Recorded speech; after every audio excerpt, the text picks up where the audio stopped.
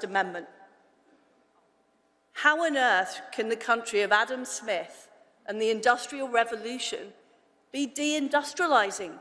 It doesn't make any sense. And the answer is that everything that made Britain great is being destroyed by an establishment that hates Britain and hates the West.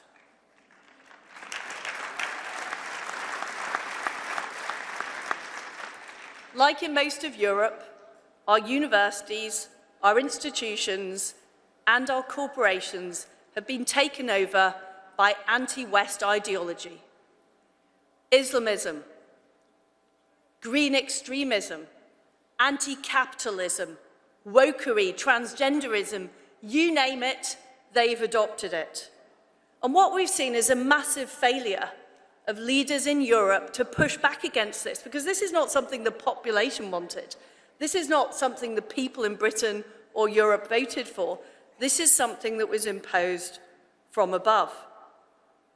And what happened is that democratically elected politicians handed vast amounts of power over to the unelected and the unaccountable.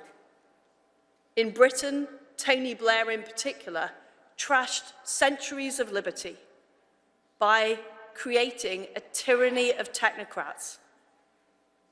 He created an unaccountable Supreme Court, which had never existed in Britain before. He created a much deeper and powerful state that is not held to account. He also handed vast powers over to an alphabet soup of international bodies, the World Health Organization, the United Nations, the ECHR, all of whom nobody could vote in and nobody could vote out. And all of those bodies, as you've seen in the United States of America, have been captured by the same anti-West ideology. But what I find really incredible, really incredible, is it wasn't just China and Iran and Russia that were funding these NGOs, funding these anti-West groups. It was actually the United States of America under President Joe Biden through USAID. Now, did you know that American taxpayer dollars was funding the BBC? Did you know that they were funding the Tony Blair Institute?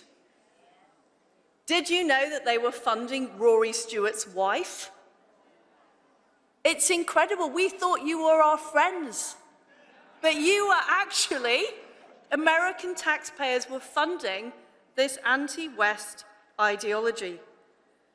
And the problem is, when the people in Britain voted for something different, when they tried to change the government, when they tried to change the system in 2016, in 2019, and in 2024, they found the same people were still in power.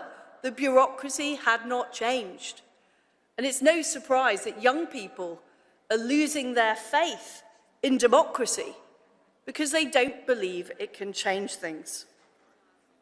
And amazingly, during all of this, many so-called conservatives went along with the ideology. They were busy hugging Greta Thunberg. They were putting up taxes. I'm not joking about that. They were putting up taxes. They were increasing immigration. They were pursuing transgender ideology. And it's no wonder that the Conservative Party had its worst defeat since 1834. Patriotic Brits have had enough. They've had enough.